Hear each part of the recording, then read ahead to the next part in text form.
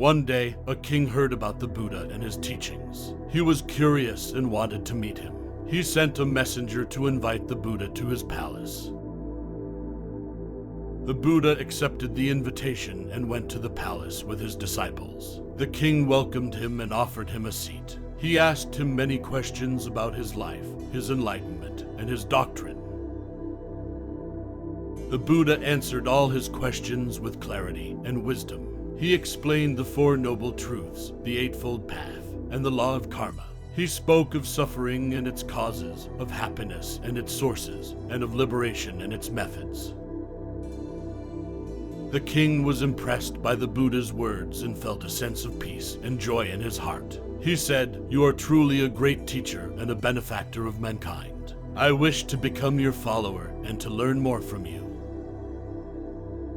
The Buddha smiled and said, "I am glad that you have understood my teachings and that you have faith in me. However, before you become my follower, there is one thing you have to do." The king asked, "What is it?"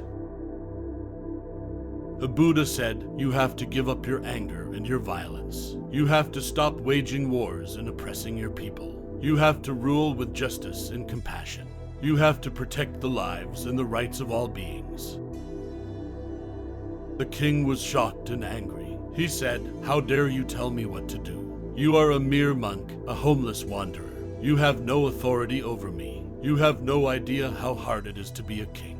You have no idea how many enemies I have to face, how many threats I have to deal with, how many challenges I have to overcome. You have no idea how much power I have, how much wealth I have, how much glory I have. You are nothing compared to me." The Buddha remained calm and said, "You are mistaken, O king. You think that you are powerful, but you are weak. You think that you are wealthy, but you are poor. You think that you are glorious, but you are miserable. You are enslaved by your anger and your violence, by your greed and your pride, by your ignorance and your delusion. You are creating suffering for yourself and for others. You are wasting your precious human life in vain pursuits." The king became more furious and shouted, "Enough! I will not listen to your insults any longer. I will not tolerate your arrogance anymore. I will show you who is the master here. Guards, arrest this monk and throw him into prison. I will teach him a lesson he will never forget." The guards rushed towards the Buddha and tried to seize him, but they could not touch him. They felt a force that repelled them. They fell back in fear and awe. The king was astonished and terrified. He said, "What is this? How can this be? Who are you? What are you?" The Buddha said, "I am not what you think I am. I am not a mere monk, a homeless wanderer. I am the awakened one, the enlightened one, the blessed one. I am the teacher of gods and men, the knower of all things, the conqueror of all foes. I am free from anger and violence, from greed and pride, from ignorance and delusion. I am free from suffering and its causes, from birth and death, from samsara and nirvana. I am free from everything that binds you." The king realized his mistake and felt ashamed. He fell on his knees and begged for forgiveness. He said, "You are truly a supreme being, a wonder of wonders, a miracle of miracles. Please forgive me for my foolishness and my wickedness. Please accept me as your follower and as your servant." The Buddha said, "Rise up, O king.